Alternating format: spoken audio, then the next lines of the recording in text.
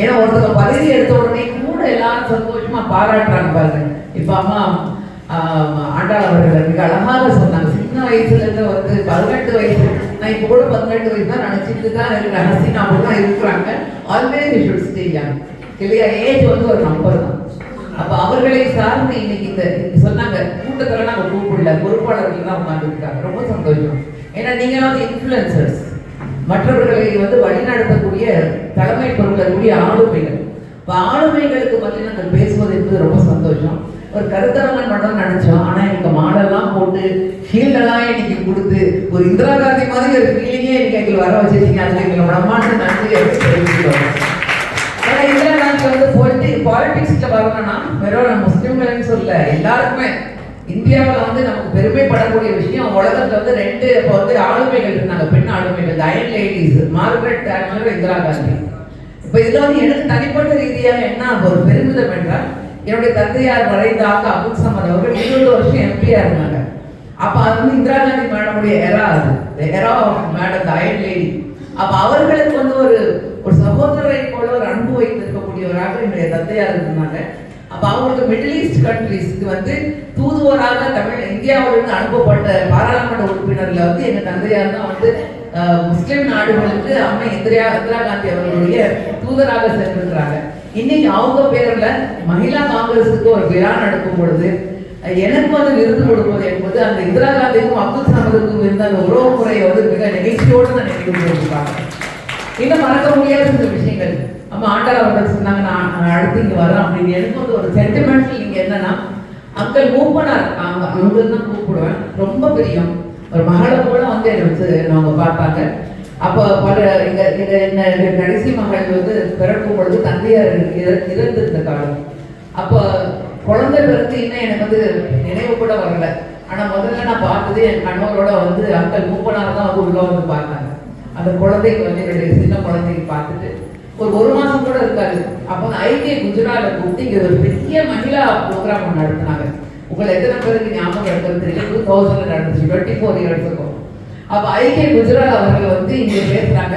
நான் குழந்தை பிறந்து 1 மாசம் கூட ஆகல, சொன்னாங்க நீ வரணும் அப்படின்னாங்க. நீ கட்டாயமா வரணும்.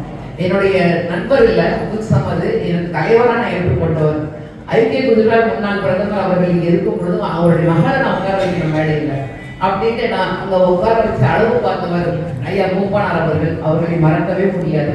நான் 24 வருஷத்துக்கு முன்னாடி நான் எம்பி ஆகணும்னு ஆசைப்பட்டவங்க. எனக்காக வாதாடினாங்க. 2001 போய் எனக்காக வாதாடினாங்க, அவனை எம்பி ஆகணும் அப்படின்ட்டு. அப்பதான் வந்து ஒரு 2 வருஷத்துல அரசியலுக்கு வந்து, ஆனா எனக்காக வாதாடினாங்க.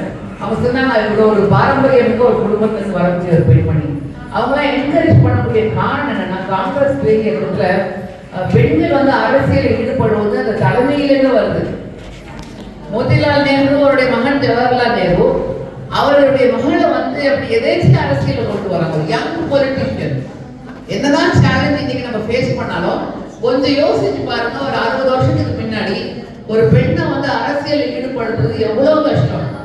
ஆனா அப்படியே ஒரு நம்முடைய ஜவஹர்லால் நேரு அவர்கள் வித்வுட் எனி ஹெசிடேஷன் தன்னுடைய மகளை வந்து அரசியல கொண்டு வராங்க. அப்ப அந்த பெண்மணி சந்திச்ச அரசியல் அனுபவங்கள் எப்படி இருந்திருக்கும், எவ்வளவு டிராஜடி லைஃப்ல. கணவருடைய ஒத்துழைப்பு, கணவருடைய துணை இல்ல, சின்ன மகன் அரசியலுக்கு வராது, அவர் இருந்து போறாரு. அப்புறம் வந்து பெரிய மகன் வந்து அரசியல் அனுபவம் அதிகமாக இல்லாதவங்க ஒரு தனி மனிதராக ஒரு சிங்கிள் ஒன் மேன் ஆர்மி அப்படின்னு சொல்லுவாங்க. அன்னைக்கு இந்திரா காந்தி அவர்கள் ஒரு 1 woman ஆர்மியா இருந்து தன்னுடைய தனிப்பட்ட வாழ்க்கையில் இருக்கக்கூடிய எல்லா துக்கங்களை எல்லாம் ஒரு பக்கம் வைத்து விட்டு இந்த நாட்டுக்காக அர்ப்பணித்த அந்த அம்மையார் அவங்க தான் வந்து ஒரு ஃபோர்சைட்டோட ஒரு பொலிட்டிக்கல் விஷனோட மகிழா காங்கிரஸ் உருவாக்கி இருக்கிறாங்க. அதுக்கு அவங்களுக்கு நம்ம எவ்வளவுதான் நன்றி சொன்னாலும் கம்மி தான். ஏன்னா எல்லா துறையிலும் இருக்கும், அழகா சொல்லி காட்டணும், எல்லா துறையிலும் பெண்கள் இருக்கும். ஆனா அரசியலுக்கு வந்தா மட்டும் அரசியல் சாக்கடை, அரசியல் கரப்ஷன், பொது வாழ்க்கையில நீ போக கூடாது. ஆனா அவங்க தான் பண்ணிக்கலாம். நம்ம வந்தா மட்டும் வந்து நம்மளை வந்து எக்ஸ்ப்ளாய்ட் பண்ணுவாங்க. இங்க போய் உன்னால தாக்கு பிடிக்க முடியுமா? என்ன தாக்கு பிடிக்க முடியாது பெண்களால?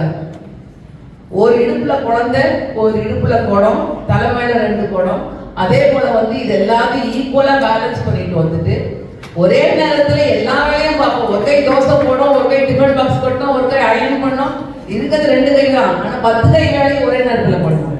வீட்டுல பால் இல்ல, பால் வாங்கிட்டு வாங்க, ரேஷன் வாங்கணும், இந்த மாசம் வாடகை கொடுக்கணும், ஃபீஸ் கட்டணும், ஒரே நேரத்துல இங்க வந்து இன்கம் டாக்ஸ் ஓடிக்கிட்டு இருக்கோம்.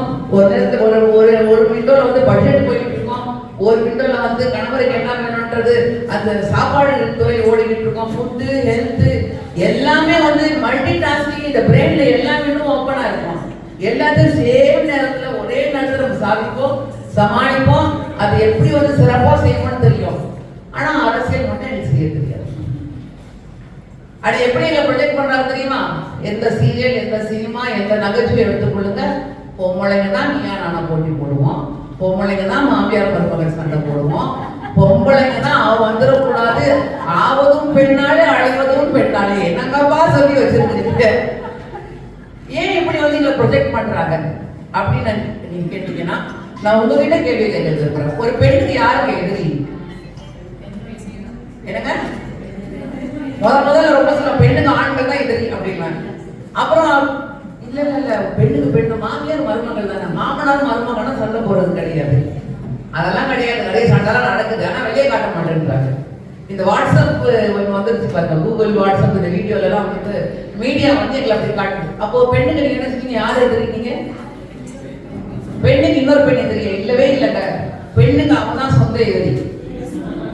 நான் தான் எனக்கு எதிரிங்க. ஏன்னா ஹென்ரி ஃபோர்ட் வந்து ஒரு famous proverb, if you can you can, if you cannot you cannot, either way you are right. நீங்க முடியும்னு நினைச்சீங்கன்னா நீங்க முடிச்சிருவீங்க அந்த வேலையை, எப்படியும் சாதிச்சுவீங்க. முடியாதுன்னா நீங்க தான் தீர்மானிக்கணும், என்னால முடியாது, இது ரெண்டும் நான் தான் எனக்கு பண்ணிக்கிறேன்.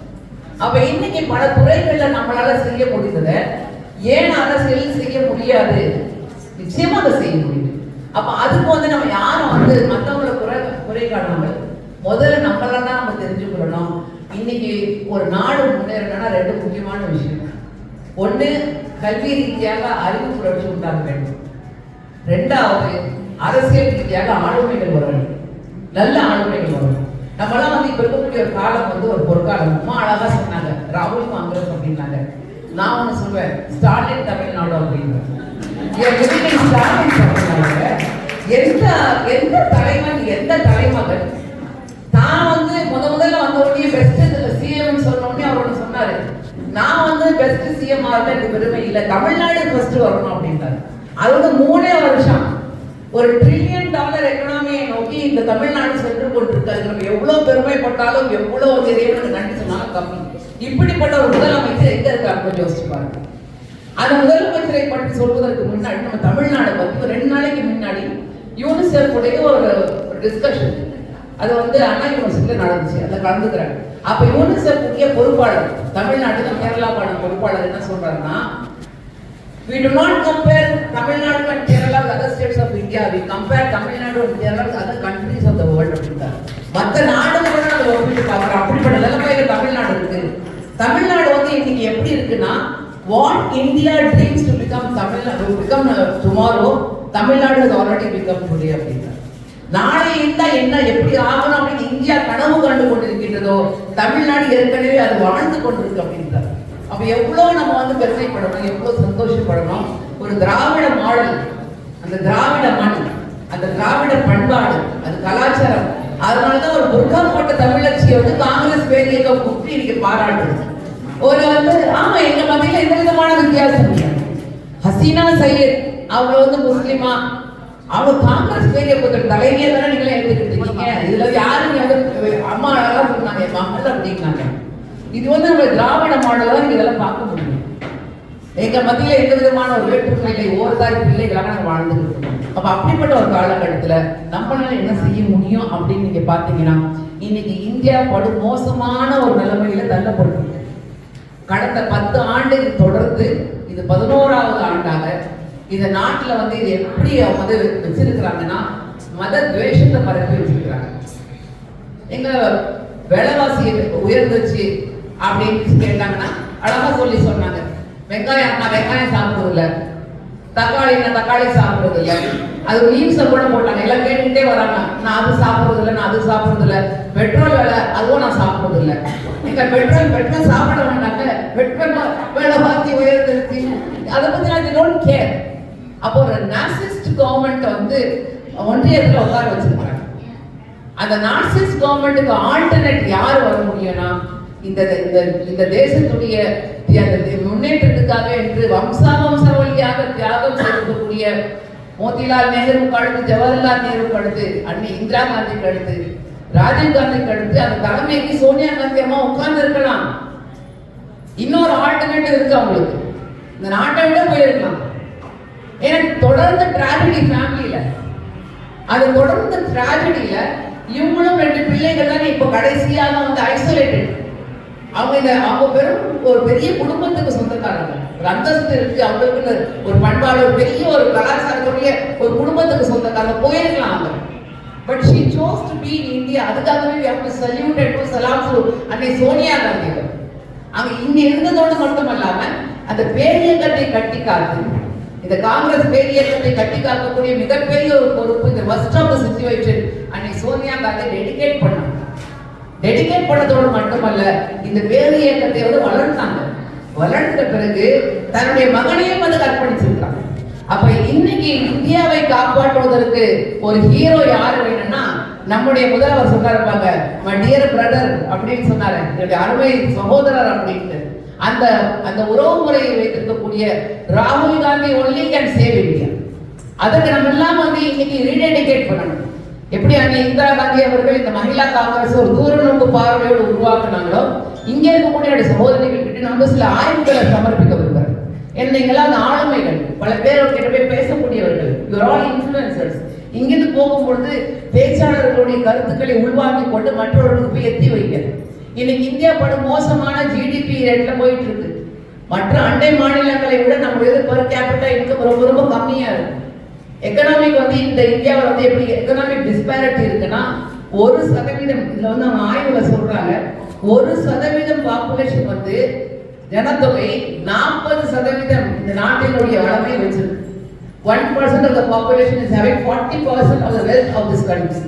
அதே போல 50% ஜனத்தொகை அடுத்து இருக்கக்கூடிய 3% வெல்த் தான் வச்சிருக்கு. அவ்வளோ டிஸ்பேரிட்டி. அவங்க வந்து இந்த ஆய்வுல சொல்றாங்க, இந்த கோவிடுக்கு பிறகு பில்லியனர்ஸ் பெரும் பணக்காரர்களுடைய செல்வத்தில் வந்து 120% அதிகமாக அவங்களுடைய வருமானத்தை ஈட்டக்கூடியவங்க வழிவகுத்து கொடுக்கப்படும். அம்மா அவர்கள் சொன்னாங்க பாருங்க, ஒன்று அது ஒரு குடும்பம், அந்த 2 குடும்பங்களுக்காக மட்டும்தான் இன்னைக்கு இந்த நாட்டையே வந்து ஆண்டுகிட்டு இருக்காங்க. அப்ப அதுல பெண்களாக நாம் நம்முடைய என்ன கான்ட்ரிபியூஷன் இருக்கணும்? ஏன்னா நம்ம வந்து ஒரு கன்சியூமர்ஸ் தான் காட்டுறாங்க. எந்த ஒரு ப்ராடக்ட் நீங்க எடுத்தீங்கன்னா எங்களை வச்சுதான் அவங்க வந்து வித்துக்கிட்டு இருக்காங்க, வாங்கிட்டு இருக்காங்க. அப்ப நம்ம வந்து ஒன்லி ஒரு கன்சியூமரிஸ்டா காட்டிட்டு இருக்காங்க. நம்ம வந்து கான்ட்ரிபியூட்டர்ஸா வரணும். எஸ்பெஷலி போஸ்ட் கோவிடுக்கு பிறகு எடுக்கப்பட்டிருக்கக்கூடிய ஒரு ஆய்வு, அந்த ஆய்வுல வந்து அவங்க சொல்றாங்க, PLFAன்னு சொல்லக்கூடிய ஒரு ஆய்வு. அந்த ஆய்வுல வந்து 3 ஆண்களில் 1 ஆண் வேலைக்கு போகின்றார். ஆனா அதே நேரத்தில் பெண்களோடு ஒப்பிட்டு பார்க்கும் பொழுது 7 பெண்களில் 1 பெண் தான் வேலைக்கு போறாங்க. அப்ப 6 பெண்கள் வீட்டுல உட்கார்ந்துட்டு இருக்கோம். நம்முடைய பங்களிப்பு ஒண்ணுமே இல்லை, நம்முடைய கான்ட்ரிபியூஷன் ஒண்ணுமே இல்லை. ஸோ ஜிடிபி இம்ப்ரூவ் ஆகணும், நம்முடைய பர் கேபிட்டா இம்ப்ரூவ் ஆகணும்னா 7 out of 7 நம்ம கான்ட்ரிபியூட்டர்ஸா இருக்கணும். ஏதாவது ஒரு விதத்தில் நீங்கள் பங்களிப்பாளர்களாக இருக்க வேண்டும். அப்புறம் சொல்றாங்க, பெண்கள் மத்தியில 42% கிராஜுவேட்ஸ்னா அது 24% தான் வேலை செய்யறாங்க. அப்ப நீங்க படிச்ச படிப்பு, உங்களுடைய திறமை, உங்களுடைய அறிவு அப்படியே மங்கி போயிடுது. இதுக்கு வந்து நம்ம யாருமே போய் வர சொல்ல தேவையில்லை, என்னையா கேள்வி கேட்கணும். அப்ப இன்னைக்கு இந்த பெண் சமுதாயம் முன்னேற வேண்டும் என்றால் மற்றவர்கள் யார் மீதும் குறை போடுவதை விட்டுவிட்டு, மற்றவர்களெல்லாம் நீங்க வந்து பள்ளி சொன்னதை விட்டுட்டு திருப்பி உங்களே கேளுங்க, எனக்கு எதிரி யாரும் இல்லை, எனக்கு எதிரி நான். நல்லது ஆவதும் பெண்ணாலே, தீயது அழிவதும் பெண்ணாலே. பெண்களுக்கு வந்து அந்த திறமையை வழங்கியிருக்காங்க. இயற்கையாகவே நம்ம கிட்ட மல்டி டாஸ்கிங்கால முடியும். இயற்கையாகவே வேறு வெரி குட் இன்ஃப்ளூயன்சர்ஸ். கொஞ்சம் யோசிச்சு பாருங்க, எங்களை மீறி எங்க வீட்டில் ஏதாவது நடந்துட முடியுமா? எங்களை மீறி ஏதாவது எவ்வளவு சட்டம் போட முடியுமா? வீட்டுல ஒரு ஆண் கணவனும் மனைவியும் வந்து அந்த ஆர்குமெண்ட்னா கடைசியில யாரு வின்னு? நம்ம தான் வேணும்.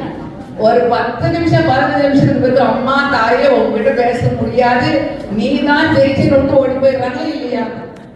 அப்ப அங்க வீட்டுல பேச தெரிஞ்ச நமக்கு வீட்டுல சாதிக்க தெரிஞ்ச நமக்கு நம்ம ஏன் நாட்டுல சாதிக்க முடியாது? சாதனை பெண்மணி ஒருத்தர் உட்கார்ந்துருக்கிறாங்க இல்லையா? இருக்கக்கூடிய அத்தனை பேரும் சாதனை பெண்மணிகள், நீங்கள் எல்லோரும் சாதனை பெண்மணிகள். அப்ப வீட்டை பற்றி மட்டும் நினைக்காம நாட்டுக்காக நம்ம அர்ப்பணித்துக் கொள்வோம். அன்னை இந்திரா காந்தி 40 வருடங்களுக்கு முன்னால் உருவாக்கப்பட்ட இந்த மகிழா காங்கிரஸ், அதற்கு நம்ம முதலில் அவர்களுக்கு நன்றி செலுத்தியவர்களாக அந்த மிஷனோட பொலிட்டிக்கல் ஃபோர்ஸைட்டோட அவங்க கொண்டு வந்தாங்கன்னா நம்ம என்ன செய்யணும்? நம்ம இன்னைக்கு ரீடெடிகேட் பண்ணணும். ஆளுமைகளை நீங்க உருவாக்கணும். பெண்கள் கிட்ட சொல்லுங்க, கூச்சப்படாதீங்க, யாருக்கும் பயப்படாதீங்க. அச்சமில்லை அச்சமில்லைன்னு சொல்லி காட்டினாங்க பாருங்க. யாருக்குமே நம்ம பயப்பட தேவையில்லை. நம்ம படைத்தவன் நம்ம இருக்கிறான், அவனுக்கு போய் பதில் சொல்ல போறோம். நீங்க இங்க ஒருத்தர் பதில் சொல்லி என்னத்தை சாதிக்க போறோம்? ஸோ அந்த அச்சமில்லை என்ற அச்சமில்லாத ஒரு தன்மையை உருவாக்கி உங்களுடைய தலைமைக்கு கட்டுப்பட்டவர்கள். ஏன்னா ஒரே ஒரு குறை பெண்கள் மத்தியில் என்ன இருக்குன்னா, ரொம்ப சீக்கிரம் அணி மாறிடுவோம். இங்க நாங்க அவங்க சொன்னாங்க, ஆமா அவங்க சொன்னதான் கரெக்ட், இவங்க சொன்னாங்க, தேவையில்லாத பேச்சுக்கு இடம் கொடுக்காதீங்க. ஏன்னா நாங்களும் இயக்கத்துல இருந்து வரதுனால உங்ககிட்ட நான் சொல்றேன், தேவையில்லாத பேச்சுக்கு இடம் கொடுக்காதீங்க, யாருக்கிட்டையும் வழிபடாதீங்க. ஒரு காலகட்டம் இப்ப இருக்கு, நம்ம போராட வேண்டிய ஒரு காலகட்டம்.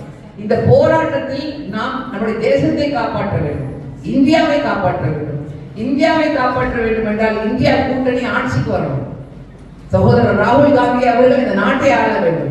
அதற்கு நம்முடைய திராவிட மாடலுடைய முதலமைச்சர் அவர்கள் உறுதுணையாக இருப்போம் என்று அவர்கள் தொடர்ந்து வலியுறுத்திட்டு வராங்க. நான் சார்ந்து கொண்டு என்னுடைய பேர் இயக்கம் இந்திய யூனியன் முஸ்லிம் லீக் வயநாட்டில் சகோதரர் ராகுல் காந்தி அவர்கள் வெற்றி பெறுவதற்கு 6 தொகுதியில் 4 தொகுதி இந்திய யூனியன் முஸ்லிம் லீக் எம்எல்ஏ தொகுதி.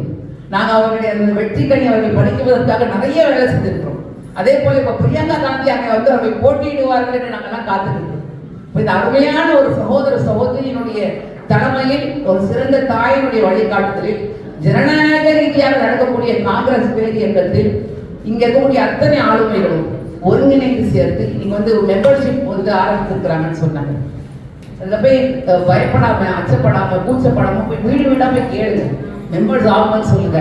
ஏன்னா உள்ள பேசிக்கிட்டு இருக்கும் போது அம்மா அவங்க சொன்னாங்க, உமா அவங்க சொன்னாங்க, உங்க சமுதாயத்துக்கிட்ட சொல்லுங்க, யாரு அவங்க சப்போர்ட் பண்றாங்க இல்லை யாரு எதிர்க்கணும்னு சொல்லுங்க அப்படின்னு.